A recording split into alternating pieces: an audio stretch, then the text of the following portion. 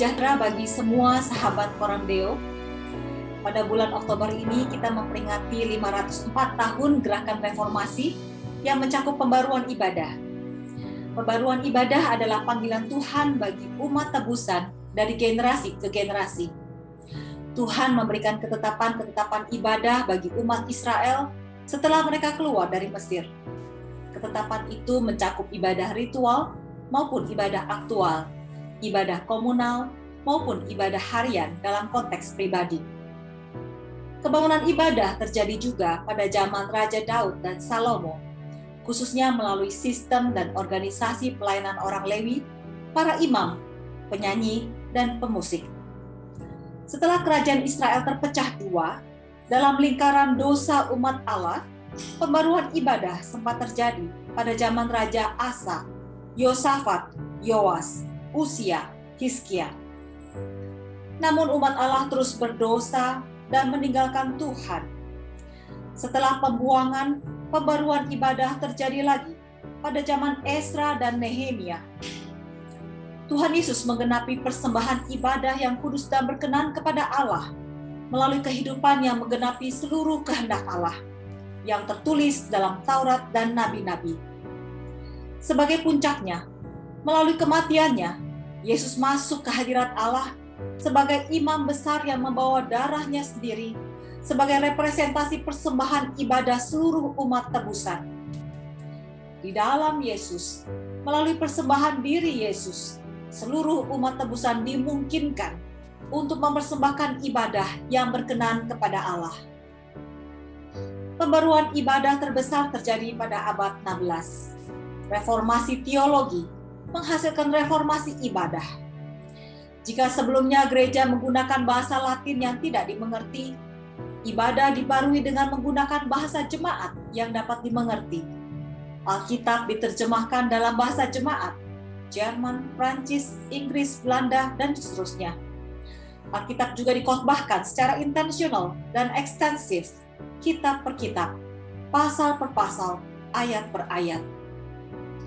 Jika sebelumnya jemaat hanya menonton kur, ibadah dibarui dengan partisipasi jemaat menyanyi dalam keseluruhan ibadah, baik dalam bentuk mazmur, himne, dan doa Bapa Kami.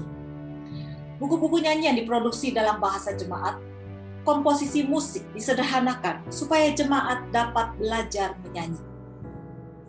Jika sebelumnya jemaat menyatakan permohonan kepada para santo dan santa, ibadah dibarui dengan menaikkan permohonan di dalam nama Kristus, Anak Allah, dan satu-satunya perantara antara Allah dan manusia.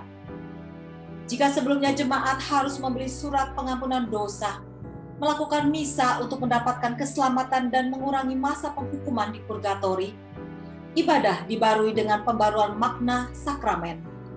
Baptisan tidak lagi dilakukan untuk memperoleh keselamatan, tetapi sebagai meterai keselamatan dari Allah kepada umat perjanjian.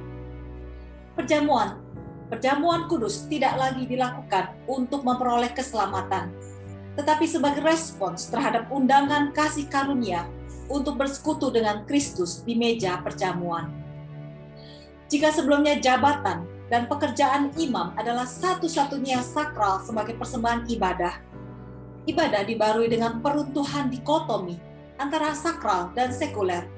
Maka setiap pekerjaan yang dipenuhi dengan komitmen sebagai respons terhadap panggilan Allah adalah pekerjaan yang berkenan kepada Allah.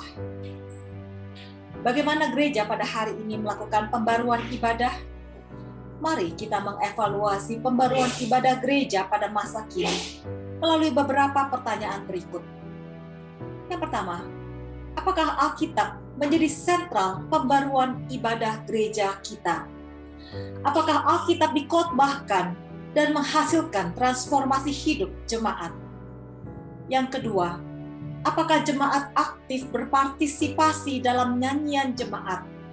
Apakah jemaat memahami isi nyanyian dan memaknainya dalam hidup mereka? Yang ketiga, apakah Kristus menjadi sentral dalam ibadah, dalam nyanyian, dan dalam doa jemaat, bahkan di dalam firman Tuhan yang diberitakan? Yang keempat, apakah jemaat memahami dan menghidupi sakramen?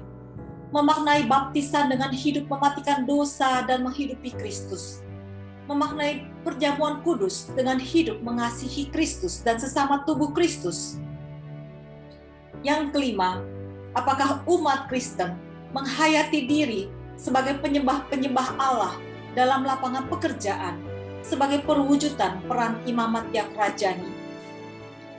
Mari saudara sekalian, sahabat Coram Deo, mari kita konkretkan peringatan reformasi dalam pembaruan ibadah jemaat, baik dalam ibadah komunal maupun pribadi. Kiranya pembaruan ibadah jemaat mendatangkan kemuliaan bagi Allah Tritunggal.